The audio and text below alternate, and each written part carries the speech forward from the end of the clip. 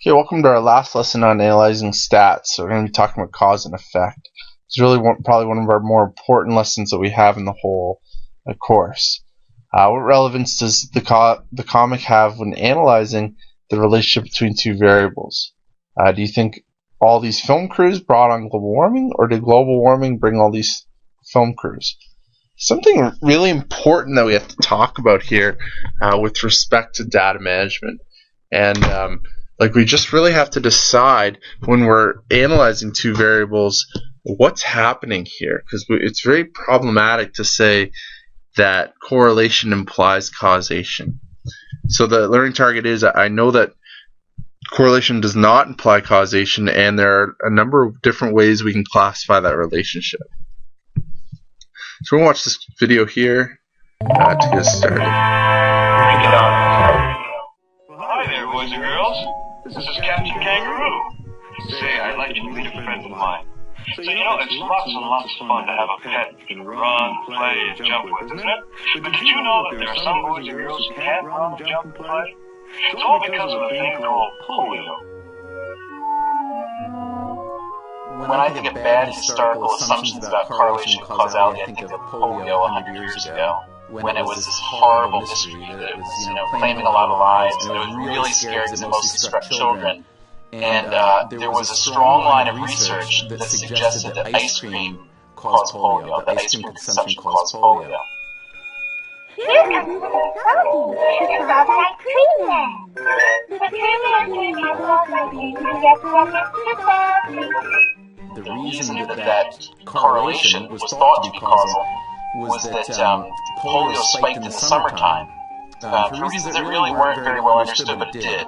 And ice cream sales spiked during the summertime. So these researchers had seen that whenever there was a lot of ice cream being sold and consumed, there was a lot more polio. And so there was really literally the beginnings of this kind of ice cream persecution to try to stomp out polio. And it sounds ridiculous, but you see it all the time now, people trying to fight against or build up something that they're sure is connected to something else, which it turns out just isn't.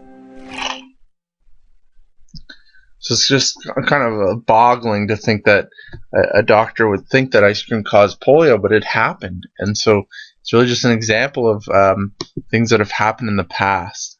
And so this girl is wonderful in her explanation here, because she gives you a lot of different examples. So we'll just watch this one too.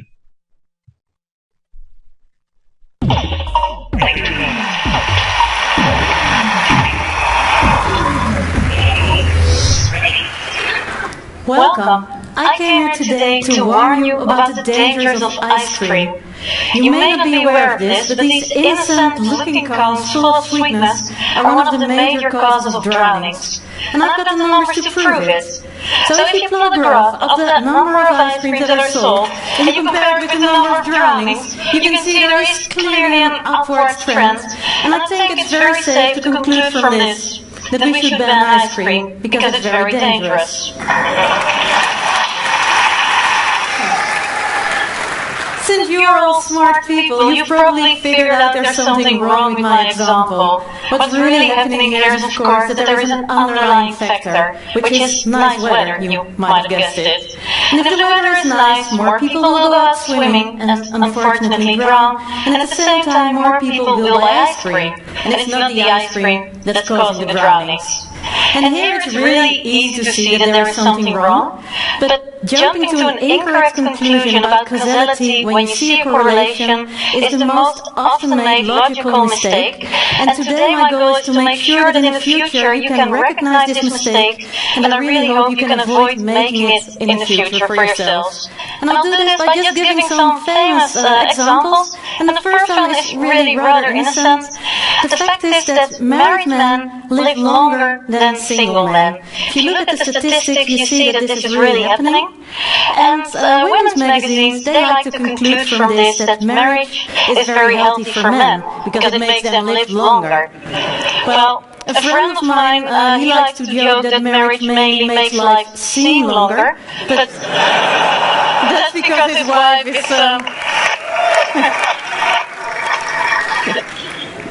But so, can anyone guess what's going on here? Because there is a causal relation, but it's the other way around. The fact is that men who are healthy and rich and well educated and have a much higher life expectancy, these are the men that are much more likely to find a wife. That's the way women are. And the guys who have a very low life expectancy, so they're unhealthy and poor, they are not as likely to get married. So it's the high life expectancy that is causing the marriage, not the other way around. Well, this, of course, it's not so serious. No one will get married just because he read this. So let's move on to a more serious example. It was also more serious research.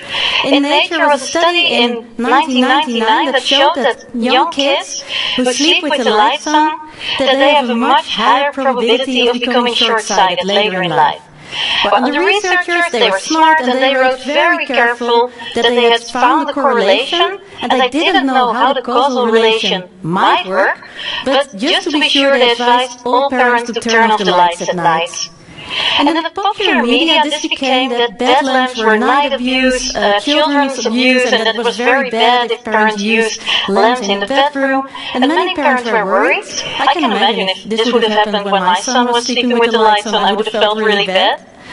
But luckily, the article had to be corrected the next week. And maybe some of you can guess, if there are biologists in the audience, they know. Short-sightedness is genetic. And so it's parents who are short-sighted, and those are the parents who like to leave the light on in the bedroom. And they also are the parents who have short-sighted kids. So again, a simple mistake, easy to make. Then what is, I think, the worst example I know many of them. I see at least one of these in the newspapers every week. But this is a classic one. In the 70s, researchers found that there's a very strong link between kids who do well in school, get good grades, and kids who have a high self-esteem.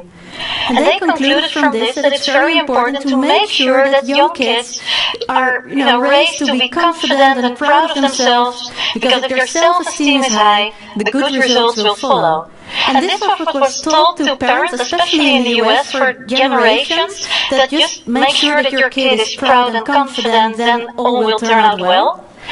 And many years later, someone did another study just to see in which direction the cause was working, and they found that it was in the opposite direction. So the good grades were causing the self-esteem, and self-esteem wasn't causing good grades, and it was even worse. So kids who are raised just to have high self-confidence and not excel at anything, it can be sports or music, doesn't have to be school, but kids who are just proud of themselves and then fail at everything, in the end they will have a very low self-esteem and not be able to make anything of their life. So this was a very serious correlation mistake. And what I want for today is for you to remember that the next time someone wants to prove that there is a causal relation between something and something else, it can be anything. It can be vaccines and autism. It can be female bankers and the financial crisis. And if they point out to you that there is a very strong relation, remember that it's not enough to have a correlation. It gives a very good hint of what might be happening, but before you can conclude that one thing causes something else, you need to know why it does and how it does. So when in doubt, just remember the ice cream. Thank you very much. So very excellent presentation by her to give you some examples. These are the types of correlation that we can see that and cause and effect is only the first one. And so cause and effect is the change in the independent variable directly causes the change in the y variable. And so the relationship is clearly evident. Often we get perfect correlation. Example, if we want to drop a ball, the height of the ball is dropped directly impacts the height of the ball's bounce. So it's a very safe, clear cause and effect. So the height directly impacts how high it bounces. Second one is common cause, which she's talking about with the warm weather. Both the independent variable and the dependent variable change from a common third variable. Example, the number of fire stations in a city is positively correlated with the number of parks. The common cause is population. So as population goes up, both these things will increase. Our reverse cause and effect is the independent variable is actually being caused by the dependent variable. A very famous example is physical illness and mental illness. A lot of people might see correlation there and imply that physically ill people become mentally ill. Therefore, it's very important that you take care of your body to stay mentally healthy. In fact, it's the other way around. It's very important that you take care of your mind to stay physically healthy. Mental illness can lead to physical illness. It's what you're feeling inside. And so the other one is charges and size of the police force. So we might say, like, well, we're going to conclude that as the size of the police force increases, as more charges are laid, the size of the police force will go up. But in fact, it's probably the other way around. More police will lay more charges. Presumed is a really nice one because it's when the relationship really makes sense, but it's not really clear why it's making sense or how to measure it. There's no clear common cause factor. So you can say, like I can tell you that there's some kind of relationship here, but like I can't really like figure out what's causing both of these things to happen. Books and home and math scores. So you can see that there's some kind of relationship between the number of books you have at home and the math that goes up. But how do you measure like academic or academic level or just in the home? Language skills and self-esteem. And so there was the other one was self-esteem and good grades. And so she talked about that as a reverse cause and effect. And so maybe there's a common cause outside there that's really hard to identify. We can't say one causes the other, and it's really hard to determine the common cause factor. Okay, so we just have to like say it's a presumed relationship, but we can't say that one's causing the other. And the last one is accidental. It happens when there's really just coincidence. Price of gas over the years and squirrel population. So both of them are going up. They seem to be correlated. When one goes down, the other one goes down. It's really just a coincidence. Be careful with inflation here, because we often think things aren't related, but inflation can be a common cause for a lot of price things.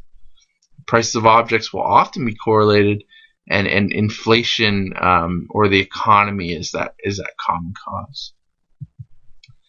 And so we're just going to talk about this together, and you can see how this is really an open conversation. So once you've seen that there's a correlation, so say we can measure stress, and we say that as fitness goes up, then stress goes down, and so we can see like what type of correlation is this?